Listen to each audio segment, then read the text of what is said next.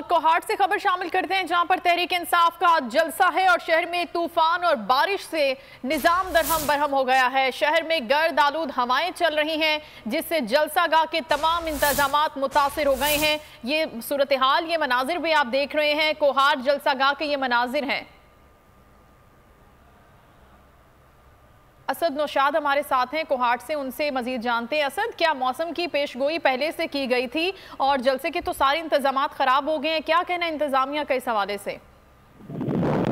जी बिल्कुल, यहाँ पे बहुत ज्यादा हवा चली है, झखड़ चले गर्दालू, जिसकी वजह से तमाम कुर्सियाँ और जो लगाए गए थे, टावर लगाए गए थे बिजली के, वो भी तमाम गिर गए और निजाम तकरीबन दरम बरम हो गया है। लेकिन इसके बावजूद यहाँ पे जो नौजवान बच्चे हैं वो आशी भी कर रहे हैं, नारे भी लगा रहे हैं और वो पहले से भी ज्यादा गर्मजोशी दिखा रहे हैं।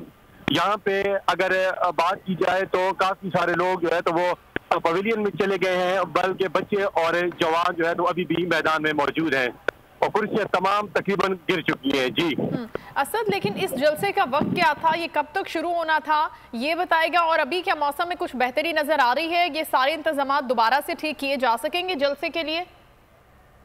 जी बिल्कुल, ये 2 दिन से बिल्कुल ये मुसलसल ये काम में मसरूफ है। बैनर भी लगाए जा रहे थे, लाइटिंग का भी मसला था, लगाई गई थी, लेकिन अभी जो गर्द हवा और झक्खड़ चले, इसकी वजह से तकरीबन निज़ाम काफी खराब हो गया। लेकिन अभी इंतजामिया का कहना है कि अभी 2 से 3-4 घंटे अभी रहते हैं तो हो सकता है, लेकिन दोबारा हो सके, क्योंकि हालात काफी खराब है। बारिश इस वक्त भी शुरू है और गर्द हवा इस वक्त भी चल रही है, बारिश भी शुरू है और झक्खड़ भी जारी है। जी तो गालिबन 6 बजे का वक्त है और मौसम में बेहतरी की तवक्को की जा रही है। एक बड़ा जलसा है। बहुत शुक्रिया असद नौशाद, हमें आगाह कर रहे थे।